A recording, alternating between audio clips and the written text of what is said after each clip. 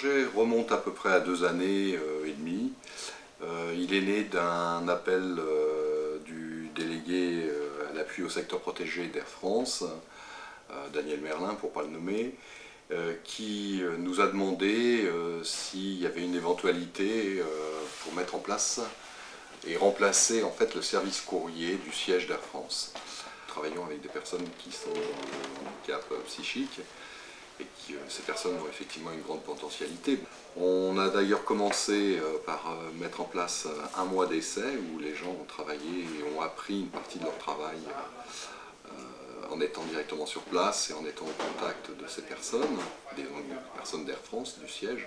Ce que l'on perçoit, c'est que les gens ont beaucoup évolué, déjà professionnellement, c'est-à-dire que pour beaucoup, ils ont appris un métier, parce que je crois que c'est un métier aussi, le tri postal, que ça obéit à certaines contingences relativement strictes.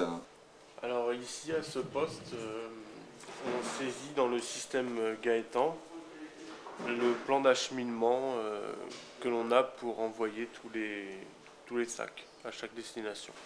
Ça nous oblige à peser chaque sac que l'on prépare. Alors là, on est en train de noter les sacs d'arrivée qui viennent du monde entier, de l'Europe. Un sac, 1 kg, 650.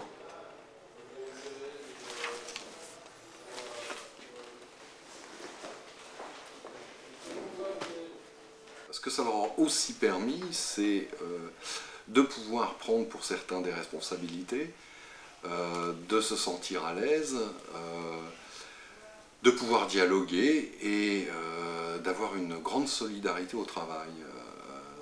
C'est-à-dire que, en fait, l'exclusion, entre parenthèses, dont ils étaient victimes, en fait, a été une grande force pour eux, parce qu'en fait, ils se sont unis entre eux et ils ont collaboré sur tous les travaux qu'il y avait à faire, puisque en fait, le service courrier, c'est pas simplement que mettre des enveloppes dans des casiers, c'est aussi toute une partie annexe qui est de la gestion informatique, qui est la gestion des sacs, la gestion des livraisons, tenir des annuaires à jour, c'était tout ça. Nous, ce que l'on constate, c'est qu'effectivement, il y a eu une évolution très importante en termes de professionnalisme. Premier, tu t'arrêtes là. Là, c'est le deuxième étage. Deuxième Okay. étage. Après, alors, je m'arrête là. Troisième étage. Non, t'as dépassé. Ah, j'ai dépassé. Troisième étage, il y a 3 sacs. Quatrième, oui, jusque-là. Voilà. Après quatrième. Ouais, bon, après cinquième, là. Ouais. Après, t'as le 6 là. Et sixième, d'accord. Et t'as les 6 bacs là. Alors, Oui. dans chaque bac, tu mets des sacoches. Premier Donc, étage, oui. tu mets 2 sacoches. Je vais te montrer, regarde. Premier étage. Premier étage, je commence. Tu le mets comme ça, les sacoches, ok? C'est pas comme l'AFM. C'est pas comme la FM. Ok? Si tu mets comme ça, Faut mettre comme ça, voilà. couché. Couché.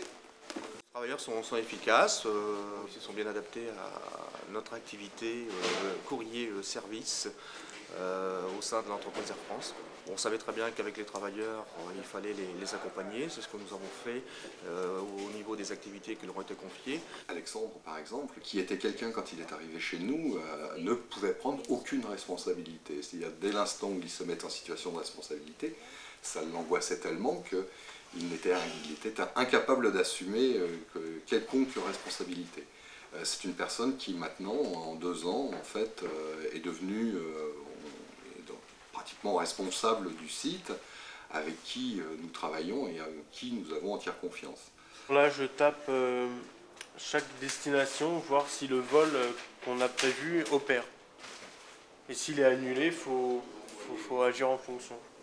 Dès le 15 juillet 2008, on leur a donné à peu près 70% de l'activité, il restait 25 à 30% de l'activité confiée qui était faite par Air France, surtout des tâches administratives.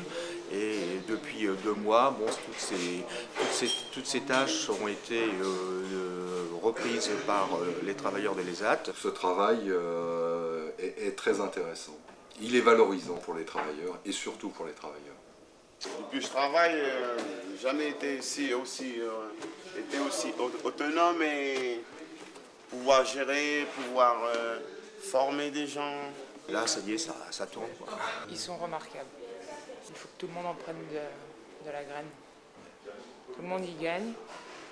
Eux, ils grandissent. Milieu ordinaire, nous aussi, parce que du coup, ça baisse pas mal d'idées arrêtées et de préjugés. Voilà, ils sont capables. Une fois, j'étais au café, dans un café de Gonesse, et il y avait le barman, il parlait du CAT.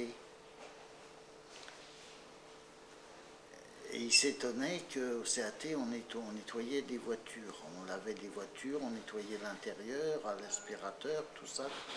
Et il nous appelait les fous.